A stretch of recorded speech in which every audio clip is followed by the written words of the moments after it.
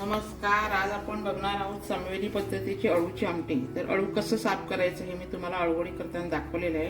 हे अळू साफ करून घेतलेलं आहे, मोड आलेले वाल घेतलेले आहे. इकडे मी नारळ, मिरची, कोथिंबीर आणि आलं घेतलेले आहे. आपण वाटून घेणार आहे, याच्यात जिरं टाकणार आहोत. इथे मी कोकम घेतलेलं आहे आणि कोकममध्येच मी 1 चमचा बेसन टाकलेलं आहे. गूळ घेतलेला आहे, तेल घेतलेलं आहे. इथे आपण फोडणीसाठी मोहरी, जिरं, हिंग, आपला संवेदी मसाला, गरम मसाला आणि ही आपली काश्मीरी मिरची पावडर आणि हळद हे सगळं आपण घेणार आहोत. आणि इथे एक टिप्स आहे की तुम्ही नारळ घेतला तर मग शेंगदाणे आणि तीळ घेऊ नका, कारण हे अळू हे दोन्ही शिजलं की खूप घट्ट आमटी होते. म्हणून मी शेंगदाणे कूटऐवजी नारळ घेतलं आहे. तर तुम्हाला हवं असेल तर नारळाऐवजी तुम्ही शेंगदाण्याचं कूट घेऊ शकता. तर आता आपण गॅसवर तुम्हाला दाखवते. ते तेल टाकते. हे बघा, तेल गरम झालं.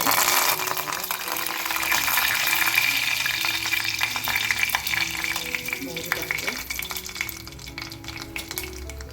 जिरं, हिंग,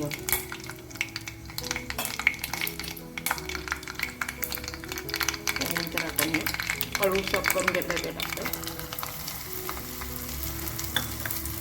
आणि हे मोड आलेले वाल.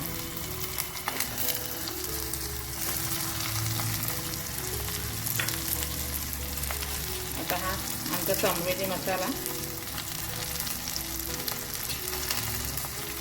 हळद, गरम मसाला, हा गूळ टाकते आणि मग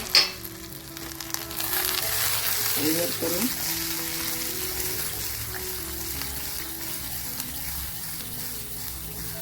हे बघा. आता हे शिजत ठेवते.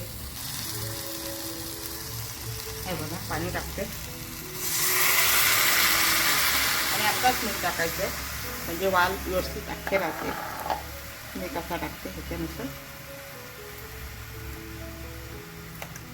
आणि आता आपण हे जे वाटण करायला घेतलं आहे ते आता आपण वाटण करून शिजल्यानंतर हे बघा, हे जे वाटण घेतलेलं आहे नारळ, मिरची, आलं, कोथिंबीर आणि याच्यात थोडंसं जिरं घेणार आहोत. हे बारीक वाटणार आहोत. बघूया आपण वाट शिजले. वाळ शिजले. आता आपण हे वाटण टाकू, जे आपण वाटण केलं होतं ते. आणि हा आपला बेसन पीठ आणि कोकमचं आगळ. इथे तुम्ही चिंच पण घेऊ शकता. आणि आता हे मी वाटणाचं जे पाणी आहे ते याच्यात टाकते. उकळल्यावर तुम्हाला दाखवते.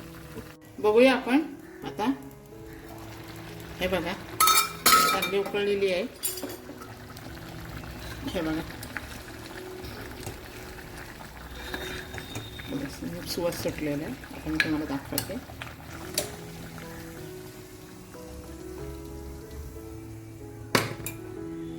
बघा, अशी तुम्ही बनवा, खा आणि संवेदी रेसिपीला सबस्क्राईब करा.